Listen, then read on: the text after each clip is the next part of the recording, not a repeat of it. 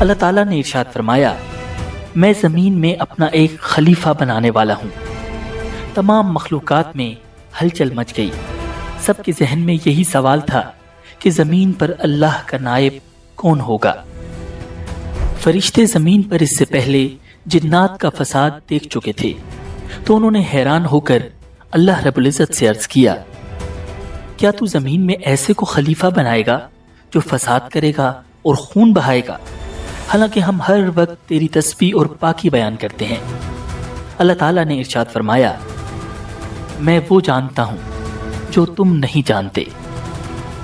دوسری طرف عزازیل یہ اعلان سنتے ہی بہت خوش ہوا۔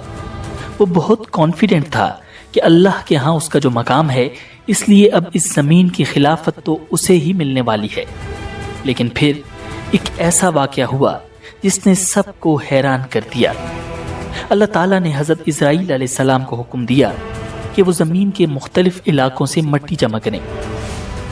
حضرت اسرائیل علیہ السلام نے پہاڑوں، میدانوں، ریگستانوں اور زرخیز زمینوں ہر جگہ سے تھوڑی تھوڑی مٹی جمع کی۔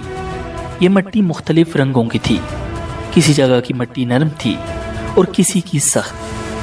اس مٹی سے اب اللہ تعالیٰ نے ایک نئی مخلوق تخلیق فرمانا شروع کی، انسان۔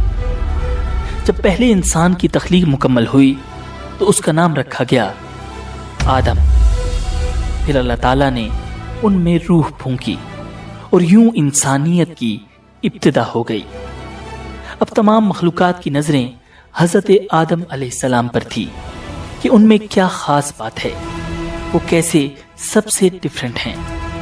اب اللہ رب العزت نے حضرت آدم علیہ السلام کو خاص علم عطا کرنا شروع کیا، ایسا علم جو اس سے پہلے کسی کو بھی نہیں دیا گیا تھا، نہ فرشتوں کو نہ جنات کو۔ اب اس علم سے متعلق امتحان لینے کی باری تھی۔ اللہ تعالیٰ کی طرف سے فرشتوں اور حضرت آدم علیہ السلام کا امتحان لیا گیا۔ فرشتے کسی سوال کا جواب نہ دے سکے، جبکہ حضرت آدم علیہ السلام نے تمام سوالوں کے ٹھیک ٹھیک جواب دے دیے۔ اب فرشتوں پر بالکل واضح ہو گیا کہ انسان ان سے بہت سپیریئر ہے۔ انہوں نے اللہ رب العزت کے حضور عرض کیا، یا اللہ، ہم صرف اتنا ہی جانتے ہیں جتنا تو نے ہمیں سکھایا، بے شک تو ہی علم والا، حکمت والا ہے۔ اور پھر وہ دن آ گیا جب زمین کی خلافت کا فیصلہ کیا جانا تھا۔ مجلس میں تمام فرشتے اور عزازیل بھی موجود تھا۔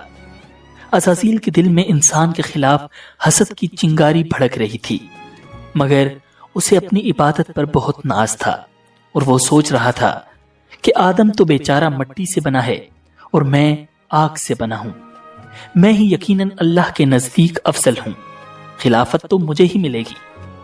اور پھر اللہ تعالیٰ نے اپنا فیصلہ سنا دیا کہ زمین پر اس کا خلیفہ انسان ہوگا۔ عزازیل پر یہ خبر بجلی بن کر گری۔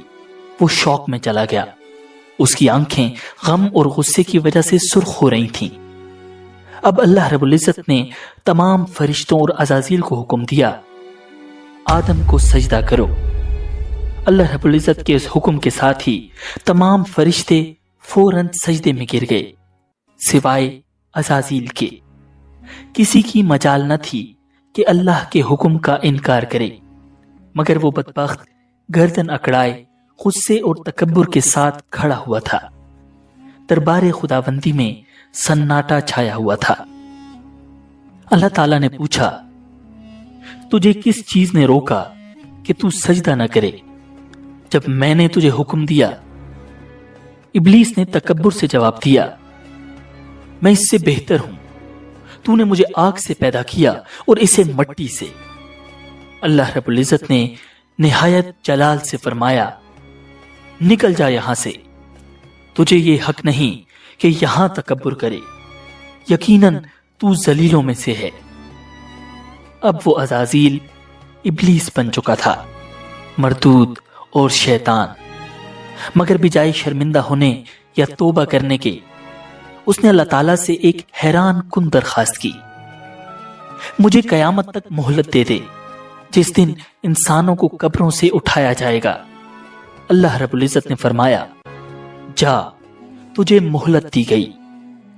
لیکن ابلیس نے وہیں ایک اور اعلان کیا جو کہ ایک چیلنج تھا، ایک سازش تھی۔